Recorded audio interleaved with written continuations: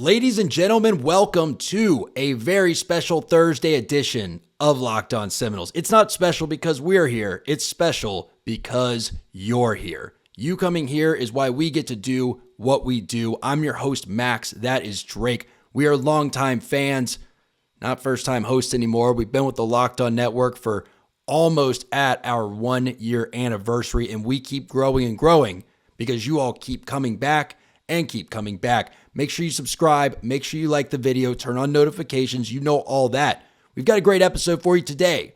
We're going to talk about Brendan Gant's move from safety down to linebacker. It's actually something Drake projected, and it's something that I think could shake up the linebacking core for the better and be a great career move for Brendan Gant.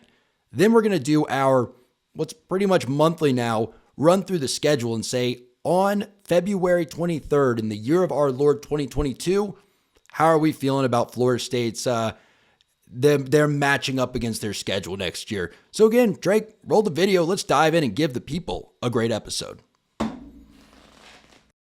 You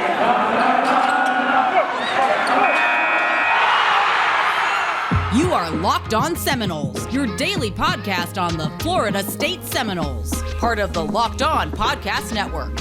Your team every day. Ladies and gentlemen, welcome back to your favorite daily Florida State podcast / YouTube show, Locked On Seminoles. Drake, that was a great intro, but I want to give the people what they want and talk about some football. I know we're in the doldrums of the offseason, so let's dive in. Brendan Gant moves from safety down to linebacker. You kind of broke the story to me. What are you hearing about this?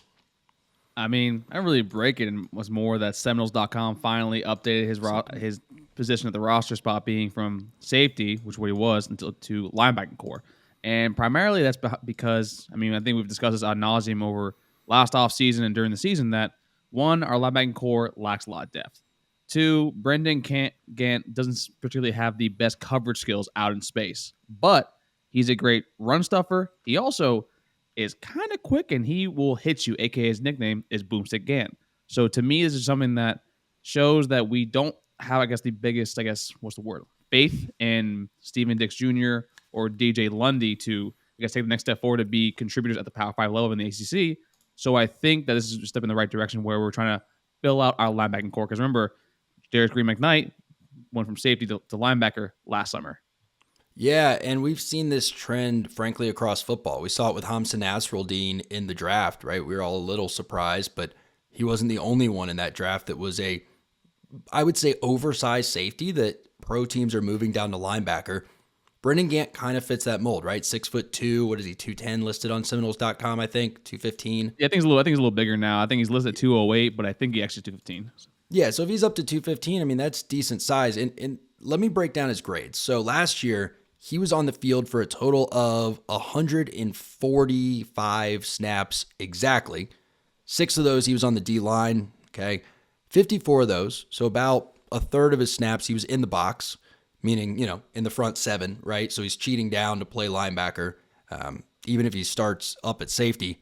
79 of those, he was at free safety. And then another, whatever this is, about 50 or so were special team snaps. So when he was on the field, not special teams, he was about 60-40 in the box or at free safety. So it's not like, I understand what you were saying by finally updated, but I want to clarify, it's not like he was playing a ton of linebacker last year. He was playing safety, albeit, again, only saw the field for 105 snaps as a non-special teams guy, so he didn't do a ton of playing it. But then I look at his season grades from last year. He was a 51.1 on defense. That is absolutely nothing to write home about as a defender, but he's got one big bright green box on ProFootballFocus.com, and that's his run defense grade. So if I look at where that falls, he's again a 73.7. Yeah, that puts him at number 8, right behind Renardo Green, another safety. Which, well, I want to filter these a bit, right? Because he was also in run defense 62 times. So right below him is Jamie Robinson, who was in run defense 332 times. So there is some caveat there, but he's one of your 10 best defenders against the run. And when you have a linebacking core that's weak, I think it makes sense to bring down a guy that's a competent run stopper, but is probably a better pass defender than anyone you've got down the linebacking core, because that's their biggest weakness, right? I mean, yeah, pretty much. I mean, he's nothing to write home about with the coverage grade. I think when you listed what his grade was last year, I think he was the lowest graded out scholarship athlete we have on defense. When it comes, because basically the coverage grade brings it down a ton.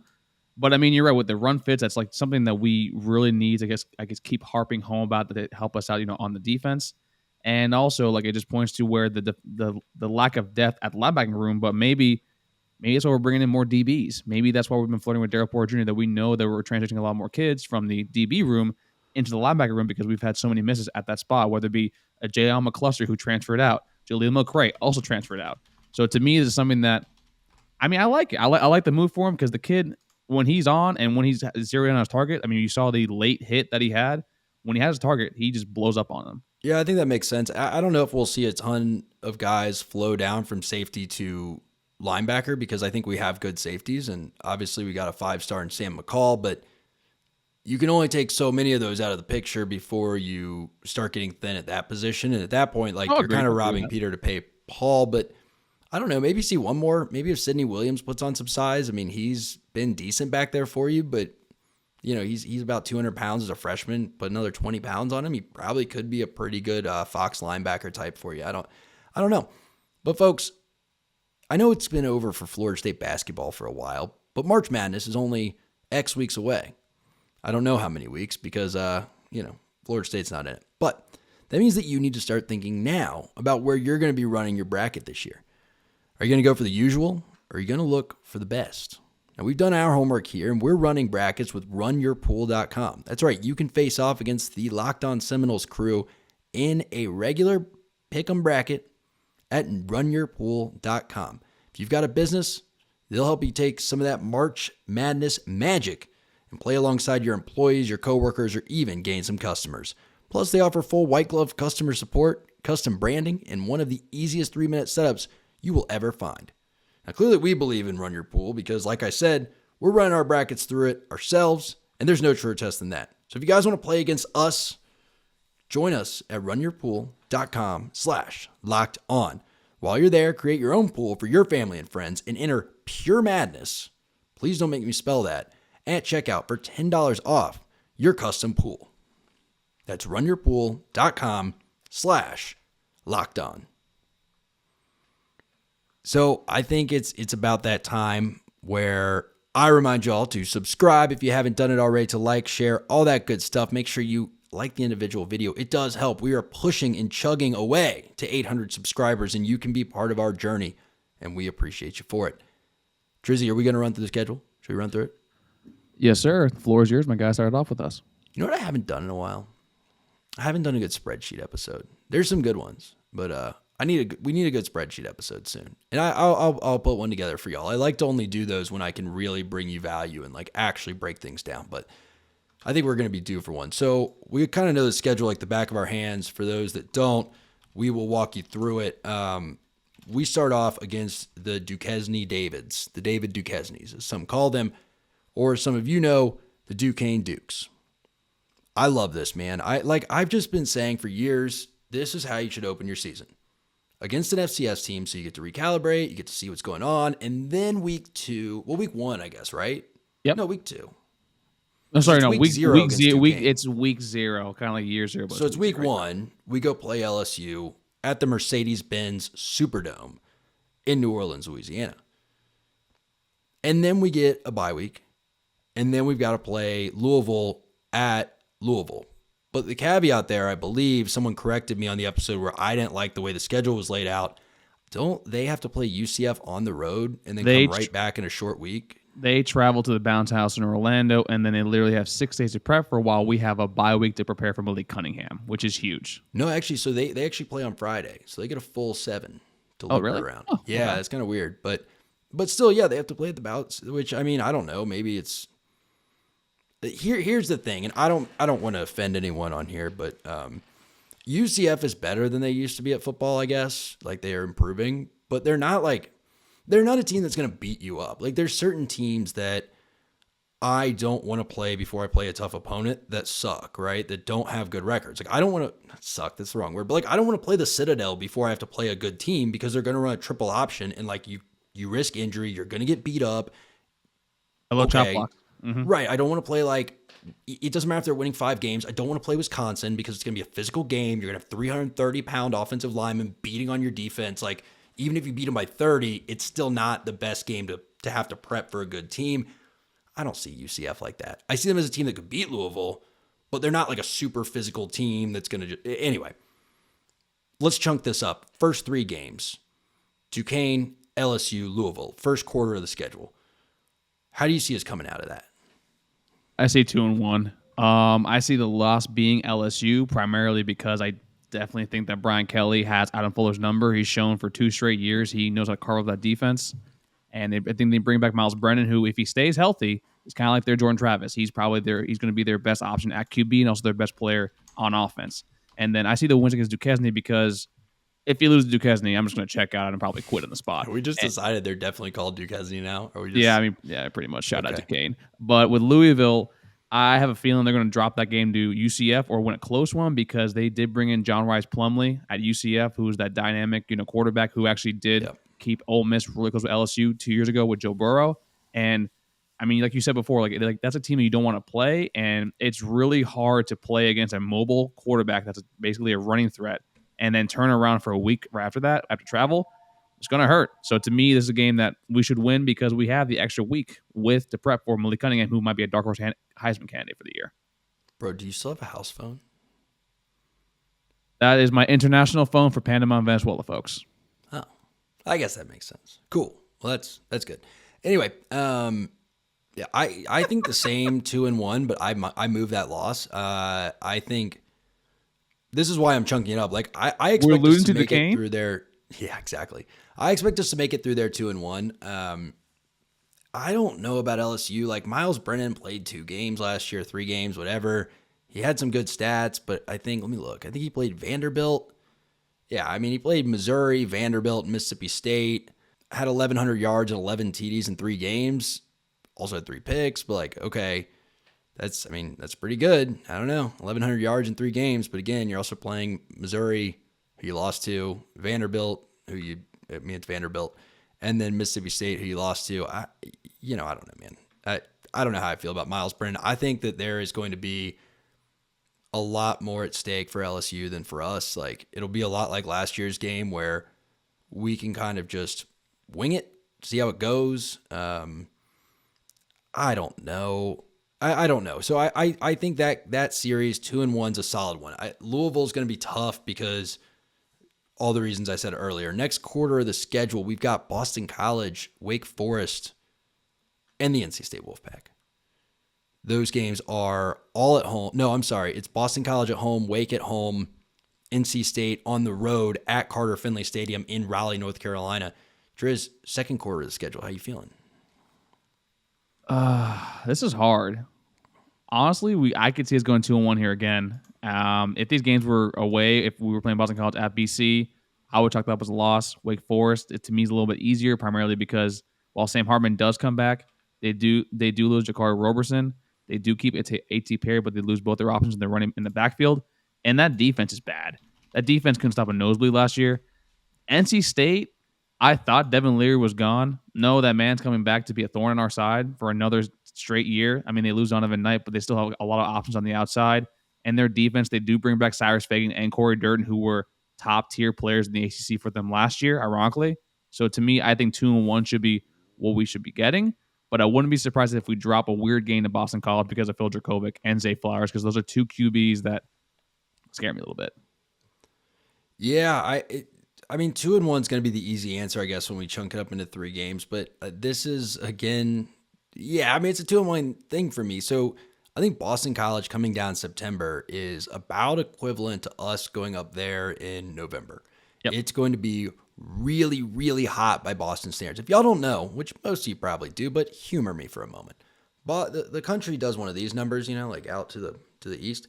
Boston sits like up here, right? It's almost into Rhode Island, and the sun goes down earlier. It's way up north. It gets colder quicker. And this is going to be hard to conceptualize if you've lived in the South your whole life. because I had to learn this the hard way when I moved not even that far north. September is not a summer month in most places. That game is likely on Saturday, September 24th to be 95 degrees if we play it at 3 o'clock. Maybe 90, but it's going to be hot. They're going to be used to playing in the 60s and 70s. If they practice in the mornings, they're going to be having long sleeve days already, and that's going to be brutal for Boston College. So I think you take a guy like Phil Dracovic who, yeah, he's a good quarterback, but he gets hurt all the time. I mean, he's their Jordan Travis in that sense, but he's always been banged up. Never played a season. He's had to transfer. I don't know. I think we can take that one down. Wake Forest, I'm not scared of a bunch of dudes that can rent cars. NC State. That's a tough one. Look, I mean, you got Devin Leary back, and folks, before you think we're exaggerating, Devin Leary's stat line last year, 3,433 yards through the air, 35 touchdowns, 5 interceptions. Is that going to win you a Heisman? No, but that's a pretty darn good performance on the year, right? You got, again, 3,433 yards, 35 TDs to 5 interceptions for a 7-to-1 ratio there. 65% completion, 8 yards per throw. Oh, man, he's pretty good at that whole throwing the football thing. And he doesn't mess up. Like, he never gives an opportunity to their team to like capitalize on any mistakes, whether it be a fumble or a pick. Now, he'll throw the one random pick like he threw against Miami, but overall, he's a damn good QB who's improved every single year when he's coming back. So it's going to be, that's the best QB you probably might face on the schedule overall, besides Tyler Van Dyke. I agree, but I think this is the game where you're going to find out who you are. I think that this game could very much end up like the UNC game last year, where you're like, who is this team and where did they come from? I think LSU, we're going to get flashes. We're going to have a hypothesis. Halfway through the season, North Carolina State on the road in Carter Finley against Devin Leary, you're going to know what you have in this team going into the back half of the schedule.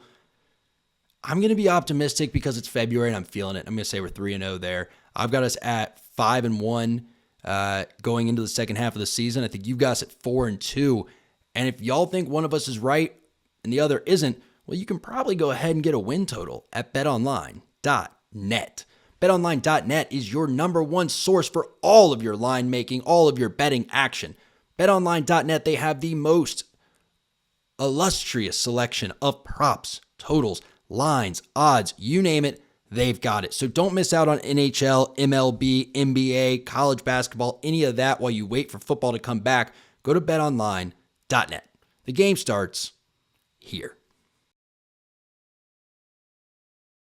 All right, man, let's keep rolling into the second half. Folks, if you kept rolling with us this whole time, we appreciate you, we love you, and thanks for being here.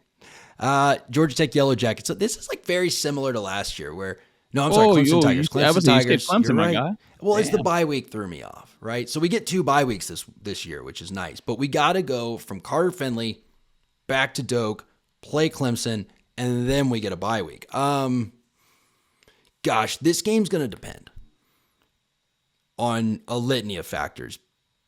But if you're like 2-3 going into this, or 3-3,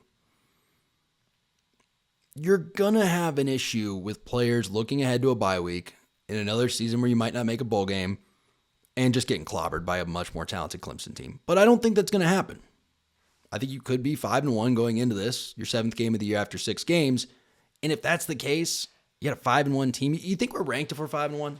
Yeah, 100%. We have to be, right? Like Florida State, we're not that. The logo still carries weight, man. The brand is still alive out here. Yeah, and you also would have beaten an SEC team probably, somewhere in there, and 3 Power 5 teams, like 3 other Power 5 teams. So, yeah, Clemson is just, I don't know, man. What do you make of their coaching situation? Like, you've always kind of been the guy that beats the drum of Dabo being the CEO. So are you completely out on Clemson with Venables gone and that other co-OC gone? Yeah, Tony Elliott being gone at Virginia, then you got Brent Venables at DC. Like, Dabo was a good head coach in the fact that he, like you're saying, he's a very good CEO. He deferred everything on the defense side of the ball to Brent Venables, who's probably one of the best DCs we've had probably the past 10 years. Tony Elliott was a very, very good OC, especially when we had Jeff Scott back there. But when Jeff Scott left the USF, struggled. Tony Elliott got COVID, and if you remember correctly, for the Ohio State game where they got blown out by Justin Fields, Dabo called plays, and apparently Dabo's been calling plays too as well. So the CEO moniker is no longer the same. He's a little bit of a micromanaging, and I wouldn't be surprised if have that issue like again this year, and they brought back Hunter Johnson, the Northwestern QB, who transferred from Clemson to Northwestern and then came back. So I don't think they're very, I guess, comfortable with their QB situation, even though they do have, Big Cinco. So to me, this is a game that we should have won last year. We should win this year, in my personal opinion. And I kind of wanted to ask you, if we're 3-3, if we're 4-2 or 2-4, do you see a change of QB if that's the case with that kind of record? That, again, I wish I had a better answer. It'll depend on how much of it's his fault. If Jordan Travis is playing the exact same as he played last year, and we're 3-3 or 2-4, you probably think about it, because at that point you're saying, okay, Jordan's not developing, and the only way to save it, if you've already lost 3 games, you're not going to save the season. You could. I mean, look. I know this is going to seem like a long time ago, but there was a day where we had one of the worst losses in program history to Lamar Jackson and still made the Orange Bowl. Like, you never know. But yeah, you start to think about it. If you're like 3-3, if Jordan isn't developing, and AJ's looking good in practice, you consider it. That being said, I don't know. Do you throw AJ to the Wolves? Like, does that actually help him at all? Like, there's developing another player, and then there's like letting a kid get his teeth kicked in. I don't think it happens against Clemson regardless. Now, next week at Georgia Tech, if you then lose to Clemson, you're 2-4, or you're 3-4, or 2-5, or you're 3-4. Yeah, I think you really start to consider that against Georgia Tech after a bye week, because you get to implement, like, you get 2 weeks, you can put together, like, okay, what are the 30 plays AJ really knows, like, get him in there. Yeah, I think you consider it. But I'm with you. I don't think you lose this game, man. I think that being a CEO is a skill set, and I think that everyone thinks their boss doesn't work, but you know, there is a quality about knowing how to manage people and getting the best out of your people and knowing what to delegate and what to do yourself. So when you see Dabo trying to dive back into something he never did, he was a wide receivers coach. Before that, he was an insurance salesman. Like, he is kind of a head coach, right? And that's it. So I don't know. And I, by the way, have no confidence in DJ Uiagalelei. Nothing says I don't believe in my quarterback like calling up a kid who left because he thought he wasn't going to play and be like, no, come on, man, come back. Like, trust me, you're probably going to see the field. And that kid, by the way, took Northwestern to 7 wins last year? Great. Awesome. Good for him. I'm glad we got to do that one. So then we have a fun little series, right? We've got Georgia Tech, Miami. We go Georgia Tech at home after a bye week, Miami on the road, Syracuse on the road. Then we come back to Louisiana Raging Cajuns. Now, I've said on this program, and I'll say it again today in February, if you do not go 3-0 against Georgia Tech, Syracuse, and Louisiana, I have no interest. Like, we're going to shut this podcast down. If I have to wake up on a Sunday after losing to one of those 3 teams this year, I will just have no interest in turning on this microphone. Sorry. Yeah. So let's move. I'll still be here, folks. I won't leave you high and dry like Max will. So Georgia Tech is going to fire their head coach. Syracuse might be looking for a new head coach, and Louisiana lost their head coach, and they lost half of their team to the transfer portal to Florida. So yeah, you win all 3 of these games. You probably win them handily. I mean, anything less than that is an utter disappointment. Even though if by my rankings, my record right now, you'd be 8-4 or 8-2. So still, you need to win those games. Those are games that you don't drop them, and we've dropped a lot of games over the past few years that we should win, that we can't lose or we shouldn't lose. So hopefully we don't have, a Jeff Sims, debut like 2 years ago, or at Syracuse where DeAndre Francois turns around after getting sacked. And in Louisiana Raging Cajuns, I mean, a good friend of mine played running back there. He knows they're not good this season. So yeah. And I mean, we don't hang out with a lot of great athletes. So the fact that one of our close friends played there tells you that it's not like a premier program. No, I'm just kidding. Not a good school. It's a good program. No, I'm just joking.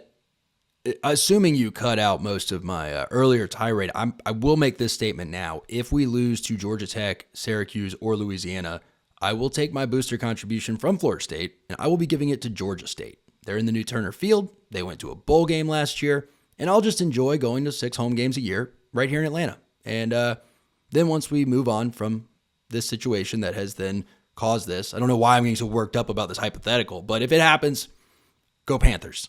Your mother would disown you. You know that, right? She'd understand.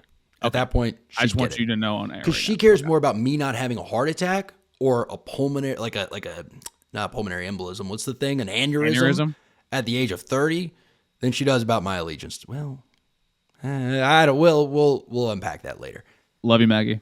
So we're going down to Miami. It's at Hard Rock Stadium. By my count, I think you could be 6-1 or 5-2 going into this game. If you're 5-2, you're probably on the outside looking into the rankings, which is just the way it goes. I mean, Clemson's only loss they had 2 losses this year, one of them to Georgia, and they couldn't get back in the rankings for a long time. You're in the ACC. Sorry, it sucks. That being said, fandom aside, like, do you think we can win this one? Like, to me, it's going to be kind of a coin flip like last year. So my brain sort of says go with the home team. I don't know. Is that bad? No, because Miami's really good, but the problem is, I mean, they have one of the best QBs in the conference. He could take the next step forward and be one of the best QBs in the country, and this has come from someone that thought that he would never contribute on the football field. With Tyler Van Dyke leading the helm, all you got to ask is, like, who his weapons are. Charleston Rambo is gone, so you got to ask, like, who our receivers are going to be picking up the slack, whether it be not Braxton Berrios, Xavier Restrepo, who basically is Braxton Berrios. You have also Michael Redding up on the outside. It's more comes down to if we're able to stop their rushing attack with a Jalen Knighton, a Thad Franklin, or a Don Chaney. And actually, if Josh Gass, new OC, is able to be kind of replicate the magic he had last season with Cade McNamara, who was nowhere near as talented as Tyler Van Dyke. So to me, if you asked me this a week ago, I thought we would win this handily. Not even handily by 10, but now it's a coin flip game. I'm going to lean a little bit more with Miami, because I just think that Cristobal would need to make a statement his first season. And I think this is the prime opportunity for him. And someone in our comments, which, folks, we do a Mailbag Monday. If you want to hear us talk about what you want to talk about, comment down below. We'll aggregate those things for ourselves, and then we will answer them in Mailbag Monday. I actually made a playlist for that, so Drake, you can. Anyway, yeah, I'm feeling the same way, unfortunately. Like, to me, it's kind of a coin flip skill-wise. I don't think Cristobal is the second coming. But to the point that was made in our comments, it's fun to rip on Miami and say their fans only show up to one game a year, because that is true. But regardless, they're in the stadium when we play them. So you're going to be probably in front of a sold-out crowd, probably going to be about a 70-30 Miami-Florida State split. It's probably going to be a night game if either of you are any good.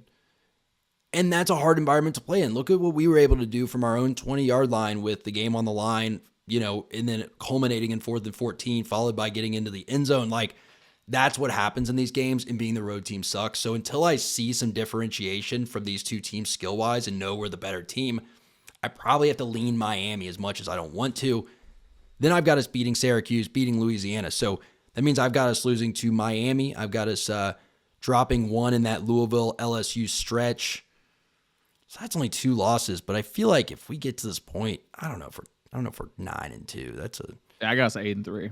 We're gonna lose another one in there. I don't know where it's gonna be, but I'm not gonna fall victim to name syndrome. We're gonna lose another one in there. So at best, we're 8-3. Now look, last year we thought, hey, beat this middling Florida team who keeps disappointing themselves and their families, and their head coach left or got fired, whatever, and you get to go to a bowl game, and we got beat. Now, there are reasons, there's excuses. I made a lot of them, don't worry.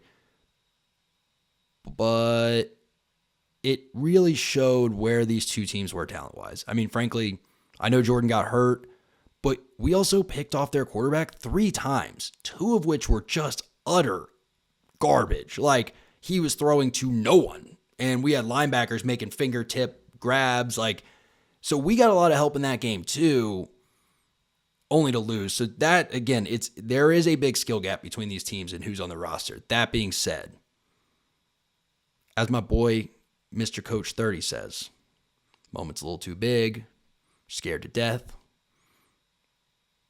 I think that could happen to Billy Napier this year. I think that Florida is really expecting a lot out of this guy. And we have seen what happens when a group of 5 coach comes into a place with unbridled expectations. It is a different level of pressure. He's a human being. He has to sleep at night. He has to eat. He has to do all those things. And if you think those expectations are not weighing on him and affecting him throughout the year as they go through a pretty tough SEC schedule, I think you're wrong. I'm not that confident in him as a coach to begin with. So when I think of him having to endure what he's already enduring, like people are already saying, oh, we're going back to the SEC championship, this, that, the other, because they've gotten a few guys from Louisiana to transfer. I don't know if I see him holding up throughout the whole season, Drake, and I genuinely think you can win this one at home. More my thing with this is depending on who the QB is. Emory Jones, we saw last year, he's the one that threw 3 picks. I don't think Emory Jones is particularly a good quarterback. You had Anthony Richardson, who, to me, should have been started all season, but he still apparently has some development to do, and they brought in Jack Miller from Ohio State. What it goes down to for me personally is I think that Billy Napier is the Sun Belt version of Mike Norvell. And I mean, all of our listeners and you guys already know my opinions on Mike Norvell. So to me, this is a game that, like you were just saying, the moment's going to be too big for him. I don't think he has the capability to actually coach a winning game with a winning team at the end of it, because I think the talent level, I mean, there is a gap, but I don't think it's as big as we always discuss on here, especially because Florida's losing a lot of players to the transfer portal. And they mean they're not bringing in that much talent to begin with. They're bringing back Louisiana players that might help with the culture, but we don't know if they're actually going to be able to talent-wise match up with a bunch of SEC opponents and ourselves as well. So to me, this is a game that we're going to drop to Miami, but we say every single year, win at least one against your rivals. I think this year you're going to win this game, and I can't believe you'll have us at 9-3. This is going to hurt my feelings when we go 6-6 next year. Yeah, I mean, this is why, folks, we're doing a lot of schedule previews, because we decided we don't want to have one schedule preview we have to go back to, and it changes with the month, it changes with the season, it changes based on all the information we're hearing from people and sources and such. But most importantly, there's going to be spring football in like 3 weeks. The spring game is coming up in like 6 short weeks. Really exciting things. I hope that we're right and we end up winning 9 or 10 games next year, but you're one injury away from this being a 4-win team. So don't get too optimistic, but don't get too pessimistic, you know? I don't know. That's what we do here on Locked On Seminoles. Drake, you're you, I'm me, and this. Hold on. Before we head out, I got to do one little quick thing first. For those of you that, have been listening to the show for a very long time, I have a little brother named Eva Silva. He, unfortunately, his girlfriend was just diagnosed with stage 4 Hodgkin's lymphoma. I love the girl, Cece. She's brought, she's a very important part, of our family. And I have shared a GoFundMe link actually on my Twitter. You can follow me at @tally__Drake. And you don't even have to donate. Just share the link if you can. Help her as much as you can, because, she's 25 and she shouldn't be going through this. And I'm, just trying to get as much help as possible, spread it out. So please, thank you guys. You guys support us each and every single day. But so just thank you for listening to me for this few seconds. And if you can, just share that out. I mean, look, hey, it puts in perspective, like here we are bitching about a football game, and people have real world problems. And, but we'll talk about it later. But yeah, I hope y'all all have a great day. Please check out that GoFundMe. And, hug the people you love. Tell them you love them.